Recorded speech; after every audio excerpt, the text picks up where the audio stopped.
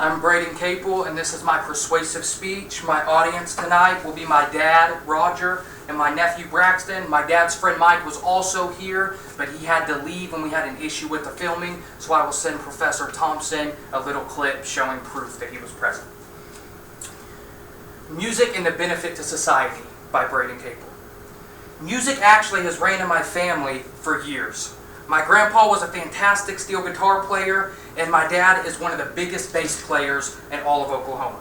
So there was no doubt music was a subject I wanted to hop on for this speech.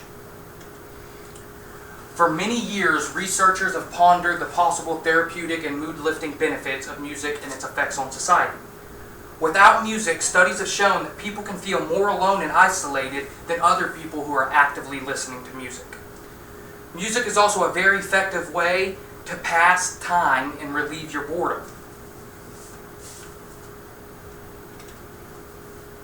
Our ancient ancestors have left evidence that music played a role in their existence. From the drum beats of our ancestors to today's unlimited amount of streaming services, music is an integral part of the human experience. Music played such a big part in our ancestors' lives, both culturally and spiritually.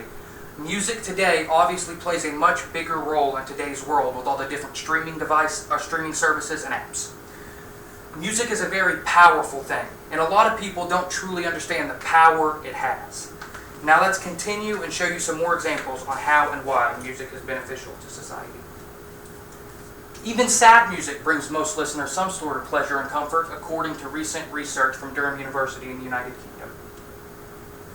According to a study at Durham University, sad music actually brings most of its listeners pleasure and comfort, according to another article on deaconherald.com. People tend to listen to sad music not to get depressed or sad like most people think, but it's actually because it makes them calmer and even more cheerful.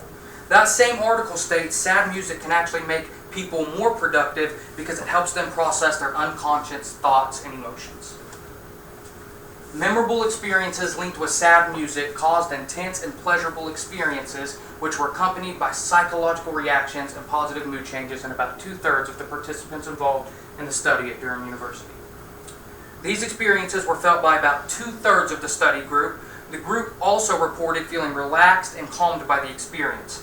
These studies show that no matter how sad or depressing the music may be, there are still many, many people who get enjoyment out of listening and find a sort of inner peace and calmness within it. One study indicated that the body releases less cortisol, a stress hormone, when people listen to music. This study also showed that listening to relaxing music after a stressful event can help your nervous system recover faster. According to an article on ncbi.nim.nih.gov, it states significant positive changes in cortisol were reported on people when they were listening to music. In another article on ucf.edu, it states music can reduce stress, improve your cognitive skills, and help with your brain's ability to reproduce neurons. According to that same article, music can also boost your immune system and evoke certain memories that you forgot that you even had. Music therapy sessions can lessen fatigue in people receiving cancer treatments and raise the fatigue threshold for people engaged in demanding neuromuscular training, which leads us to the next big benefit. It can help your heart health. Music can make you want to move, and the benefits of dance have been well documented. In 2015, researchers' trusted source at Shanghai University found that relaxing music helped reduce fatigue and maintain muscle endurance when people were engaged in a repetitive task. Music can make you want to move, which will end up resulting in better fatigue and a healthier heart down the line. Scientists also know that listening to music can alter your breath rate, your heart rate, and your blood rate depending on how intense or how loud the volume is. Another study shows that music can also help you by elevating your mood and also increasing your workout endurance. According to EverydayHealth.com, a study that took place at the American College Cardiology Conference held on March 28, 2020, people who suffered episodes of chest pain soon after a heart attack experienced significantly less anxiety and pain, therefore helping prevent those people from having heart attacks in the future.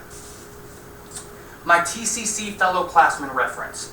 The students' report investigated the reasons we listen to music and compared them to findings to research from other leisure activities.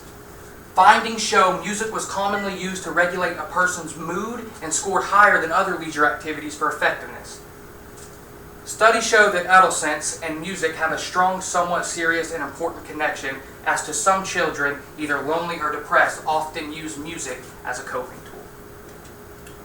An article on www.theodysseyonline.com, they state that life without music would be like a blank canvas that would have no color on it anytime soon.